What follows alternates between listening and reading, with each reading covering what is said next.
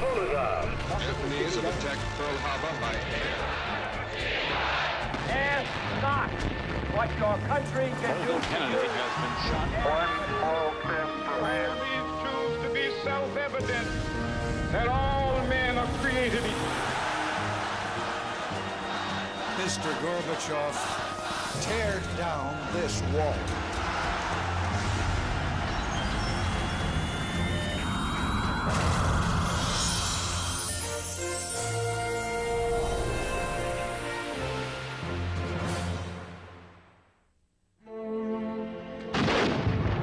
On July the 4th, 1976, the United States celebrated its 200th birthday. In my family, that's always been a custom on the 4th of July to read the Declaration of Independence out loud.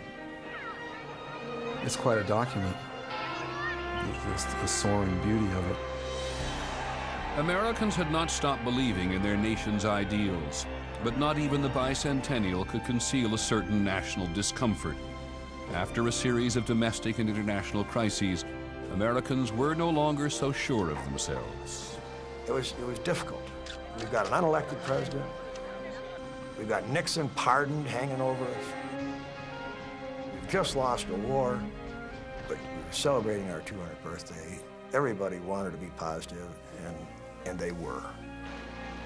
It was a night of reconciliation with our country. Many Americans hoped that this celebration of a glorious history would spark an American renewal. My family was an immigrant family. We came here with practically nothing. My wife was expecting. It was important for me personally that my child was a child of 1976. All the hopes and dreams that I had for myself and my country were with him. I believed that America was going to turn around and become the land of the free and the home of the brave, and that she was going to come back to being that nation of glory. I believed it with all my heart.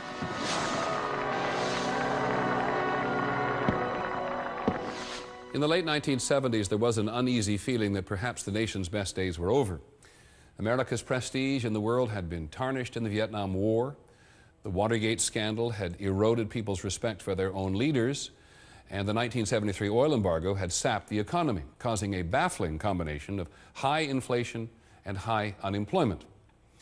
Faced with these setbacks, which thwarted expectations and undermined many dearly held beliefs, Americans began to pursue separate individual paths to happiness.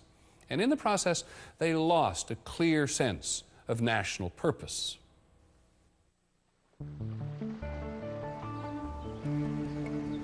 Can our government be decent and honest and purposeful and compassionate and filled with love? Can it be a source of inspiration and pride? In the 1976 presidential race, an obscure candidate tried to restore trust in government. All right. My name's Jimmy Carter. I'm from Georgia. I'm going to be your next president. You hope. I hope. My mother had said to me all along, he's going to be president. And I said, Mom, I said, I've never lied to you. He said, he's going to be president. I see it. Jimmy Carter was a one-term governor of Georgia and a peanut farmer from the town of Plains. With his strong Christian faith and sense of moral rectitude, he represented the traditional values that so many Americans seem to have lost touch with in a decade of upheaval. But even as he campaigned against the mistrusted Washington establishment, he faced an uphill battle against voter apathy, especially among the young. We didn't care about who was elected president. As a matter of fact, most of my friends, most of the people I hung out with, our interest in politics waned incredibly starting in the early 70s because we had lost the big cause, which was the Vietnam War. All of these people who had been into changing the world, protecting the environment, stopping the war, making racial harmony, discovered that, in fact, they couldn't change the world. Where do they end up? They end up in these huge rooms where they're dancing like sheep, listening to mechanistic music.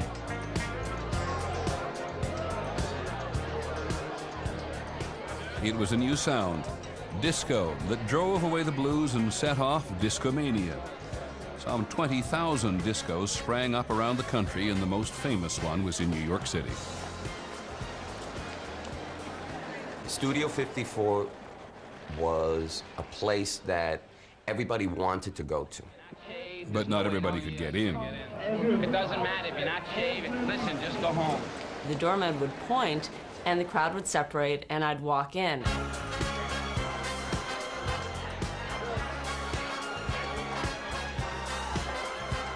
I really didn't understand why I or my friends were part of the chosen, but it was an amazing feeling. You felt like you were at the pearly gates, except you didn't have to die.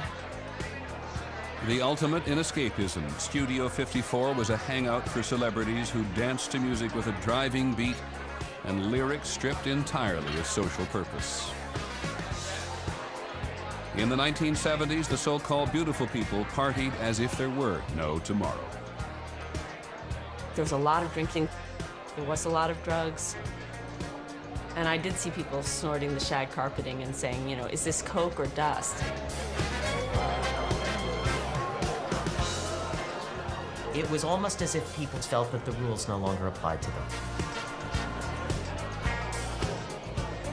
And I think that in many ways it was like the end of the Roman Empire.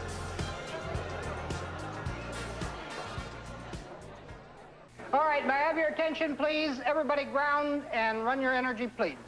I want your roses up. The quest for a better society has narrowed into a desire for self-improvement. Pat yourself on the knee and say, I love you. It was in the 70s that the vogue for self-examination and self-study and self-exaltation began to play such a big part.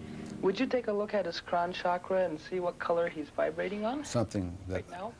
I'd finally call the me Well, decade. he's vibrating at a blue-green. The lure of self-examination became very big. You put yourself on stage, and just the ordinary circumstances of daily life become the stuff of drama. And I'm convinced that it's one of the appeals of the feminist movement. As women demanded a better role on a larger stage, a growing number of them decided to abandon their roles as housewives for paying jobs. In the domestic upheavals it often caused, a full half of American marriages ended in divorce. In the 1970s, it sometimes seemed that everybody was going in their own, often unorthodox direction. Let us create together a new national spirit of unity and trust. But like explorers of unmapped territory who longed for the familiarity of home, Americans elected a president who represented traditional small-town values, Jimmy Carter. On Inauguration Day, the new president set out to prove that all Americans were his neighbors. Well, this is a first. The president and his wife out of the car walking their... We had never seen the president get out and start walking down, you know, Pennsylvania Avenue, and the people just screamed, and we was cheering on the TV. He's talking about it being the people's inauguration. He wants to be with the people. He is one of the people. It was very refreshing. I think President Carter brought to this country a whole feeling of hope. Hopeful as it was at the start, the new administration was about to face a series of debilitating challenges.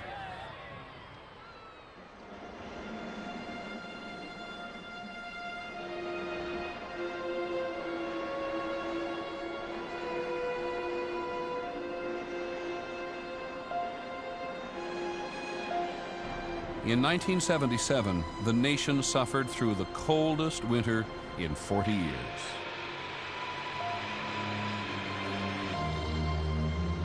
We were buried for weeks in Niagara Falls. We built tunnels all through our yard, so it looked like a mouse's maze underground that led to the street, although we didn't know where the street was until we hit the curb. The first couple of days, it was okay, but then after that, the store had no supplies, and so it was much more difficult to get food and stuff for the kids and the family.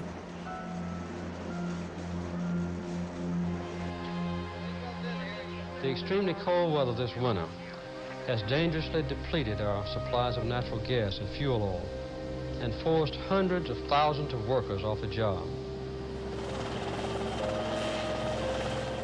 President Carter flew to Pittsburgh to show his sympathy with those put out of work by energy shortages.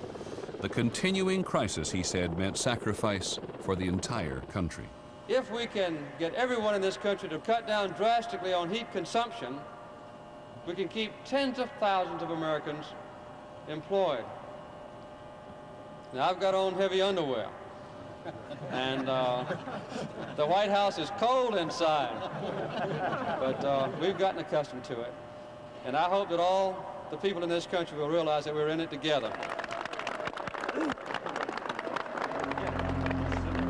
The American belief that nature could supply and sustain limitless industrial expansion was severely shaken in the 70s. A lot of Americans have known nothing but growth, growth, growth, growth, growth. And we come to think of the United States as invulnerable. And we suddenly found out that we were much more vulnerable than we had ever thought possible. In the 1970s, the United States found itself squeezed not only by energy shortages, but by old adversaries. West Germany and Japan were now challenging American competitiveness in everything from steel to electronics. It was hard to get used to, especially in Detroit. Ever since the end of World War II, Americans' love of big cars had made Detroit the heart of a massive industrial surge which lifted millions of Americans into the middle class. I thought the world had opened up for me because I had an automobile job. They were hiring the unemployables. We really could get a job to get that American dream, to get a house, to get a brand new car, to really be able to take care of your family. The car industry in America built cars for Americans. And Detroit said, you will buy what we produce. We know better than you do what you want, and therefore we'll produce what we know you want, and then you'll buy it. They just kept building those big, huge cars. An average car was receiving somewhere between 10 and 8 miles per gallon. This is LeBaron. I own one myself. With the character of a I used to pull it up in my driveway and go in the house, and I could listen, and it'd still be drinking gas while it's parked.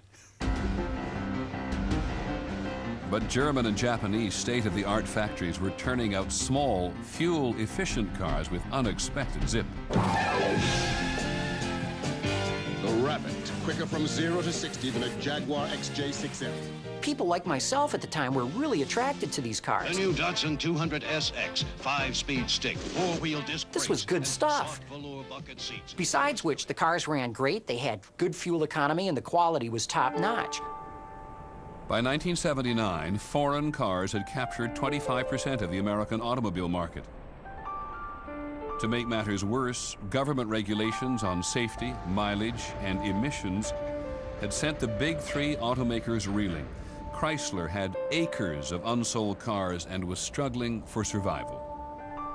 I relied on Chrysler for a job, and it was gonna never end. Well, it did end. It was a devastating time for the industry. Thousands, tens of thousands of people were losing their jobs. My God, you could walk into the employment office and may not get in that day because so many jobs were lost.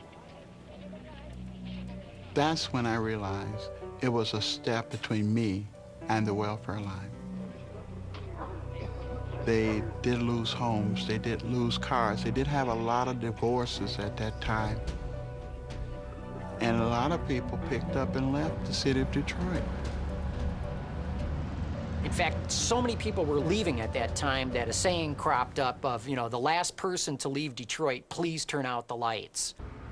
Millions of people followed their dream to states across the South, where the oil industry was pumping at full tilt, and new electronic industries took advantage of cheaper energy and non-union labor. They left behind a rust belt of obsolete industries, massive unemployment, and in some American backyards, a dangerous legacy of the country's decades of industrial prosperity. In Niagara Falls, New York, many people worked at Hooker Chemical. Chemicals to us meant a good economy. It meant that my husband was going to continue to be employed. It meant that our mortgage would be paid, our children could have clothes and food on the table. It meant to us a whole lot of realities. But then, in 1978, Lois Gibbs' 2 children fell ill. Michael developed asthma and epilepsy, a liver problem, an immune system problem, skin problems. And then after a short while, Melissa got very sick too. And I asked the pediatrician, like, what is going on? And he said, I don't know, you just must be an unlucky mother with a sickly child. But then Lois happened to read an article about chemical dumps in the city of Niagara Falls. Over 20,000 tons of toxic waste from Hooker Chemical was resurfacing in a 3,000-foot-long trench called Love Canal. Oh my God, this is the answer. My children are being poisoned. Residents were convinced that leaking poisons were causing an unusually high number of illnesses and birth defects in the neighborhood. Why can't you just move everybody for once? We're going to go through Fear and anger turned workers and housewives into activists who demanded to be relocated at state expense. But the state would only pay to move the 239 families closest to the canal. As I looked down the street and saw all of the first families moving, I felt very jealous that they were able to leave. But my children were still sick. We were still trapped. More than 700 families were left behind in their now worthless homes. They've turned their back on us, put dollar signs on our foreheads, and dismissed us like we were pieces of trash. The remaining residents kept arguing to be relocated, but after almost 2 years, their patience ran out. If you just pass the word around, we're not going to do anything violent. We're just going to keep them in the house. Nothing more than that. Body barricade the doors. All right, nobody else. Coming out, guys. This word just in, 2 federal environmental officials are being held hostage at the Love Canal Homeowners Association's headquarters. If it was so safe at Love Canal, then it was safe enough for them to live there until we all got out. So we called up the White House and said we were holding 2 of your EPA officials here, and we were going to hold them here until we get evacuated out of Love Canal. President Carter today declared that prudence dictates the residents should be relocated. Here's to the homeowners and all our hard work.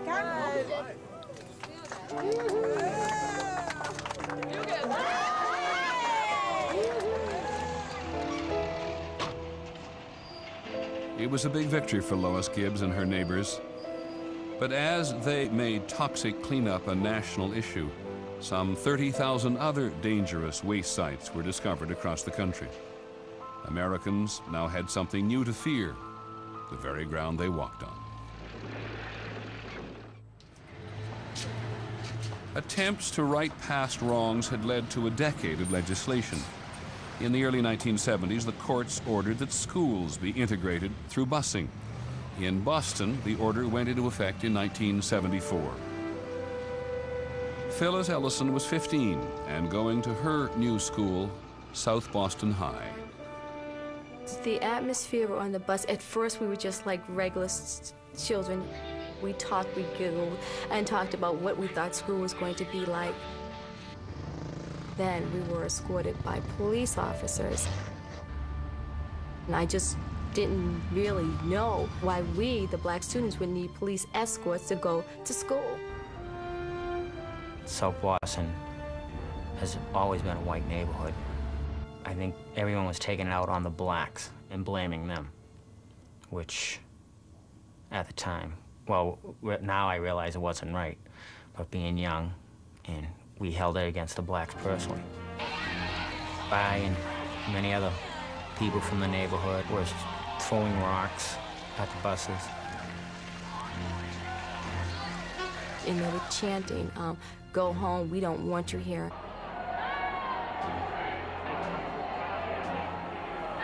There was many fights. There was fights every day. There was more police in school than students at times.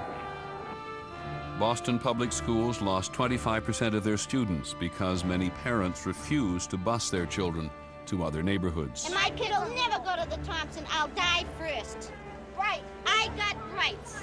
Let them move into our houses. We felt that our kids were being used as sacrificial lambs on this altar of liberalism. The affluent whites who didn't send their kids to public schools, Ted Kennedy and a few other jerks that would appear on television telling us what to do with our kids.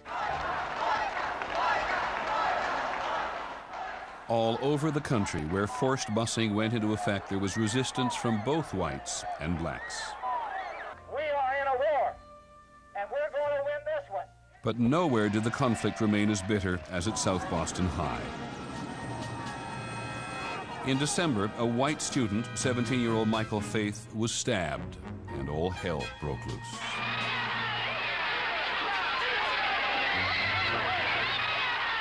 You could see the mob outside of the school.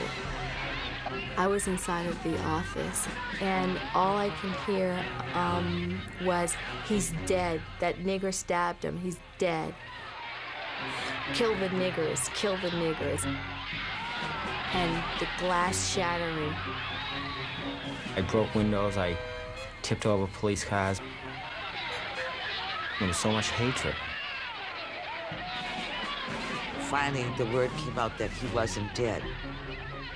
When they took him out the front door, Michael Faith, all bandaged up, he looked just like a mummy, and he had blood all over him.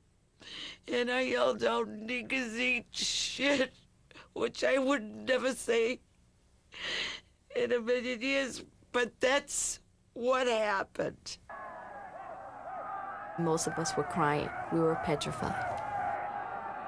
I felt if they got a hold of any one of the students that we would die. Worrying out how they were going to get them out of there, how they were going to get the students out. And so they sent decoys. They sacrificed about 10 buses, knowing they were going to get destroyed. Black students ran to other buses at the rear, out of harm's way. Forced busing was an intrusion of government policy that nobody seemed to like. But the buses kept rolling. And the violence continued into the 1980s. It added to a growing disrespect for the established order. We just began to see ourselves as a society without a lot of rules. Our institutions were going through crises, whether that was the breakup of families, great increase in crime and drug use, immorality, abortion. Conservative opposition to liberal policies intensified as more and more Americans became fed up with the strife caused by busing, abortion rights, equality for women, and equal rights for another group seeking public acceptance, homosexuals. In San Francisco, gays got political support from Mayor George Moscone and encouragement from the gay city supervisor Harvey Milk. But there was a shocking backlash to gay liberation on November the 27th, 1978. Both Mayor Moscone and Supervisor Harvey Milk have been shot and killed. The killer was Dan White, an anti-gay city supervisor who'd resigned from the Moscone administration but wanted his job back. I'm very confident that I will be reappointed to my job. But he was not, and he took revenge, killing Mayor Moscone and Supervisor Milk. That night, 40,000 people came out to the streets of San Francisco.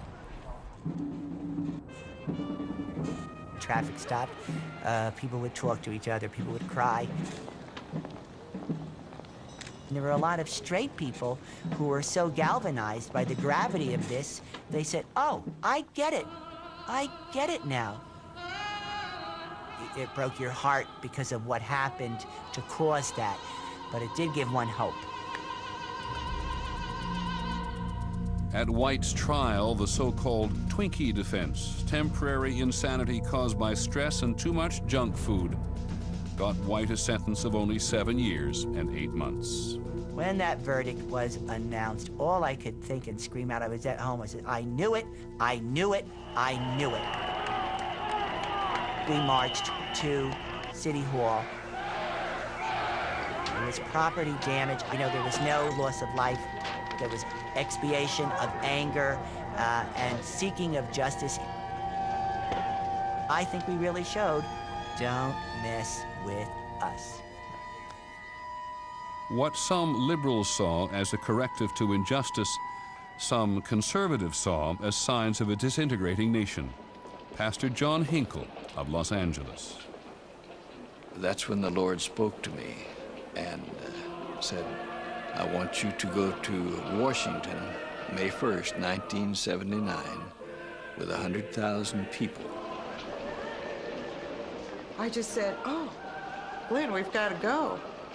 Nothing like this has ever happened before." Our Father, who art in heaven, hallowed be thy name. Father, there is spreading across our land today. Believing that she had been born again and saved, Marilyn Noorda says she wanted to save her country. The point was to pray for America, knowing that as we cried out to God, He would hear our prayer and that America would turn. Praise God. And oh, what a beautiful sight. Don't curse the darkness, light a candle. And so we began to think about how we could use this crisis as an opportunity to turn everything around. Praise you, Jesus. Many religious leaders had influence far beyond their local community. We began, as conservatives, an outreach to them, putting together the moral majority. We will be the alternative to the Carter administration. Praise you, Jesus. Praise you, Jesus.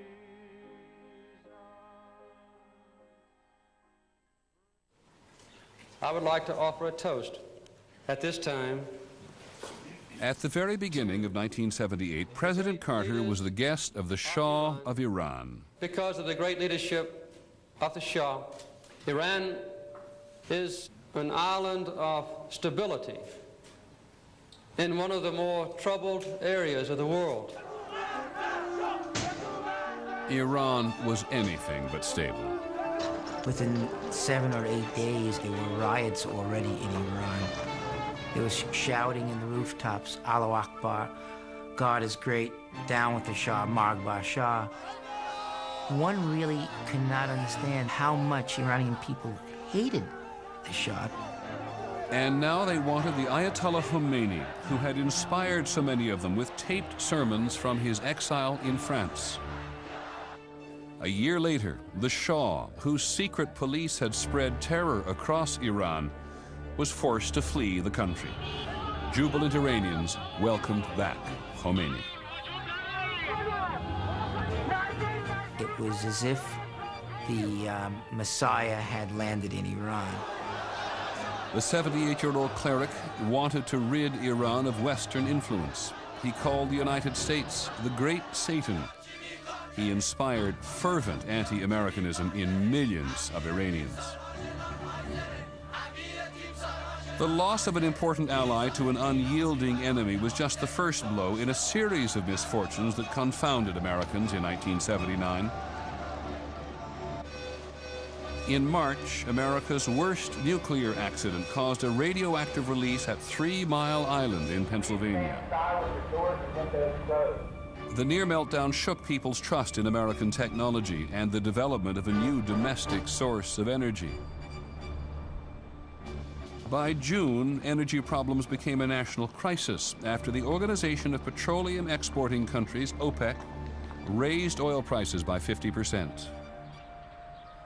We were upset, we were frustrated, and we were, just didn't seem like anything was working for America.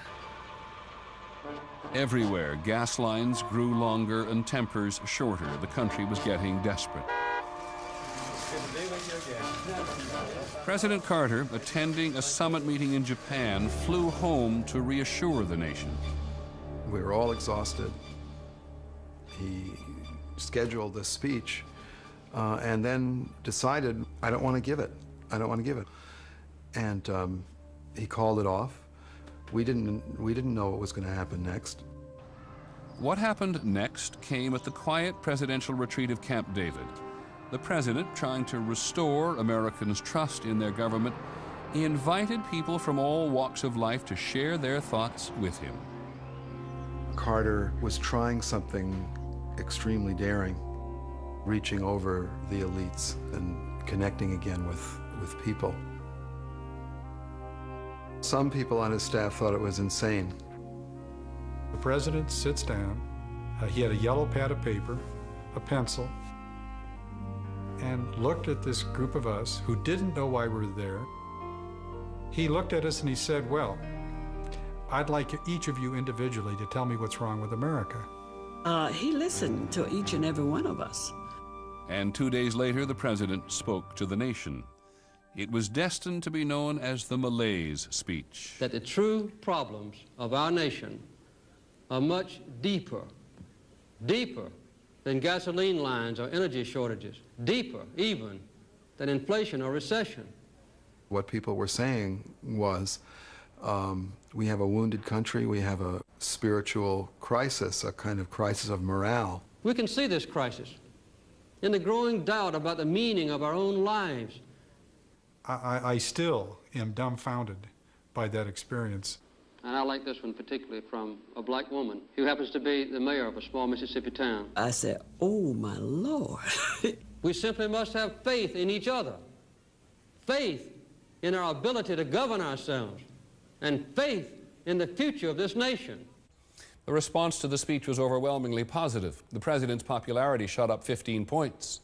But what he had gained was lost 2 days later when Mr. Carter asked for the resignation of his entire cabinet. The intent was to start afresh, but the appearance was that of a president not in control at home or abroad. In September 1978, Jimmy Carter persuaded Anwar Sadat of Egypt and Menachem Begin of Israel to sign a peace treaty that ended 30 years of war. But not even the president's crowning achievement eliminated the fear that his idealistic foreign policy was no match for his enemies. By the end of the year, the Soviets had invaded Afghanistan, and Ayatollah Khomeini had trapped Mr. Carter in the White House. On November the 4th, 1979, word reached Tehran that the Shah had been granted asylum in America. That morning, I looked out my window. Iranian students had been climbing over the walls of the embassy with photographs of Khomeini on their chest and yelling Marg Bar America, death to America. They made a beeline straight to my office. The U.S. Embassy in Tehran has been invaded and occupied by Iranian students. The Americans inside have been taken prisoner. I was tied up, blindfolded. I started to think about family and started to think about, would I live through the rest of the night? For quite a while, we didn't know that Barry was a hostage. When I first got the State Department on the phone, they were unsure of exactly what had happened. They weren't sure how many people were being held. Week after week went by. Finally, at Christmas, the Iranians allowed a visit by American clergy. They let cameras in. We saw Barry come out, and he had a big smile on his face, and we were kind of sitting there laughing because he was collecting all these oranges, you know, and fruits and whatever he could find. We all felt rather good because he looked good. Little did we know that they had been kept tied up to chairs 24 hours a day. The continuing crisis was punctuated with daily displays of hatred orchestrated for the American news media. Unless the Shah was returned to Tehran for trial, Ayatollah Khomeini refused to release the hostages.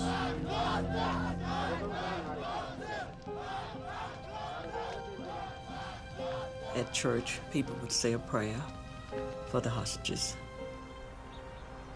Yellow ribbons was in my house, in my neighbors' yards, and people had yellow ribbons everywhere.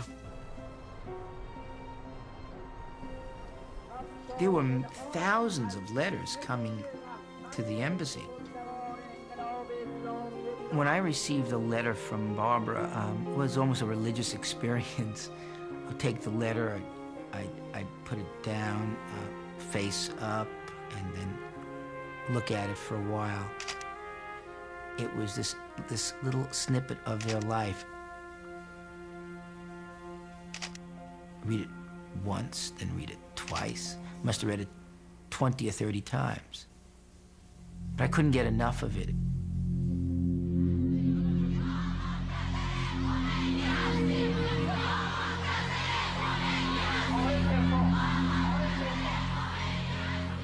One would like the United States to rescue you, either bombing Iran or possibly invading Iran, or the John Wayne syndrome. But I knew that was absolutely ridiculous.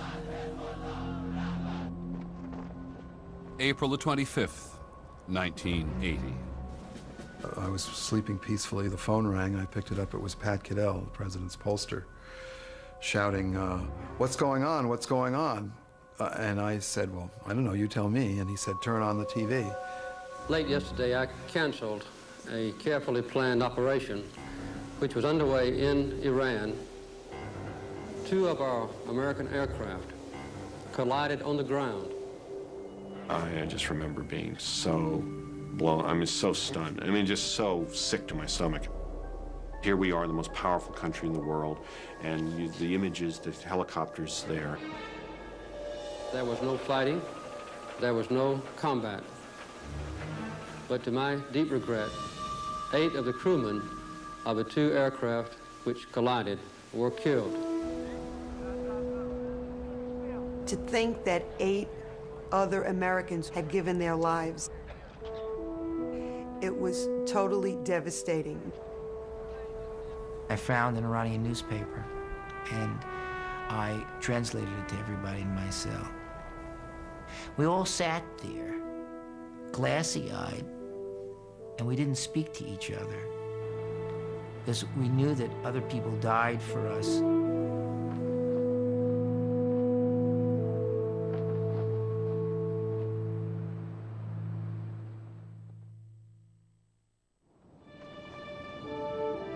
The 1980 Winter Olympics in Lake Placid, New York. Up ahead to Maltsev on a breakaway. Maltsev gets it by Craig to give the Soviets the lead. The underdog U.S. hockey team is struggling against the Soviets. At the end of the second period, the Soviets lead 3-2. So Mushkin tested only once thus far. The American, with perhaps their final In the rush. final period, the Americans tie the score. Big shot for Dennis. Oh my God, can they score? And then with minutes left in the game, America goes ahead. Tension rises as the clock ticks down.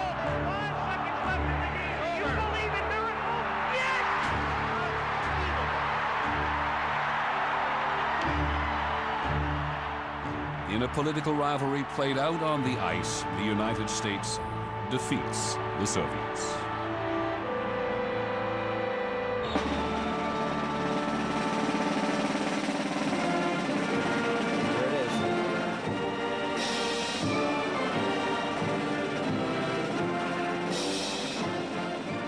After coming off of 10 years of America being ridiculed and defeated, and our views, our values, our dreams all called into question, it just made you proud to be an American again. Pride would become an issue in the election year of 1980. President Carter, still trying to negotiate freedom for the hostages, did not leave the White House to campaign. The humiliation of the lingering hostage crisis, combined with a deep recession, amounted to political disaster. Are you better off than you were 4 years ago? Enter Ronald Reagan, a Hollywood actor and two-term Republican governor of California. He was the epitome of America. He was the optimist, the can-do. You know, today is great and tomorrow's going to be better. I aim to try and tap that great American spirit that survived several wars, survived a Great Depression, and will survive the problems that we face right now. Ronald Reagan won in a landslide. But President Carter still hoped to free the hostages on his watch, negotiating for their release right through the night of Ronald Reagan's inauguration. The money is now being transferred into the foster account. It was an amazing night. And just going hour after hour. And then in the morning when we thought we had the deal, and then the plane didn't leave. Nothing concerning the airport? I mean, the president's got to go get dressed, people got to get out of there because the inauguration's going to take place, and the plane is just sitting on the runway. It became clear to us they weren't going to do it.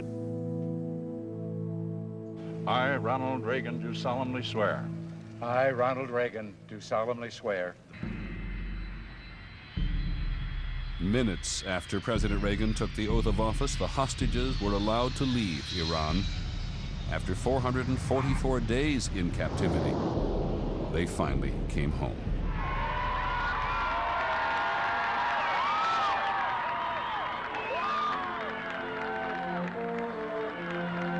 Belief, disbelief, not knowing what to say, just, no words, just, tears and crying and hugging.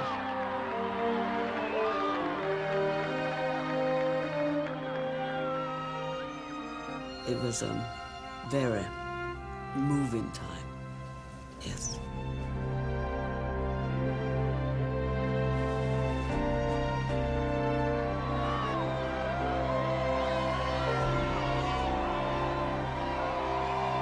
Broadway was so filled with confetti, I could hardly see my way through it all. And both Barbara and I were holding on to each other. It was one of those moments in life where you say, it can't get any better than this. For millions of people, it seemed that America was back.